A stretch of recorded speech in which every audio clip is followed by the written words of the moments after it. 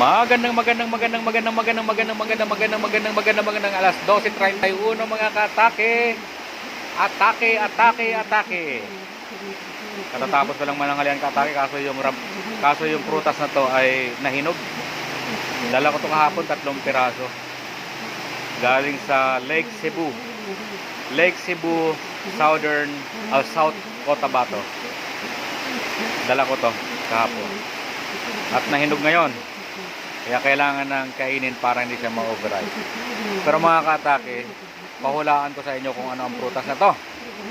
Dahil ang prutas na to ay hindi ko alam kung ano ang tunay na pangalan na tawag ito.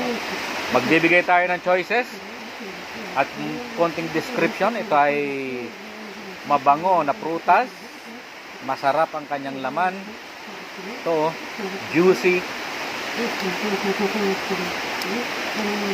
At the best. Ang choices ay 4.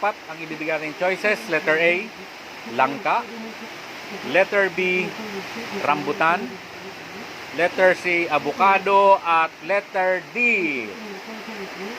Indian mango.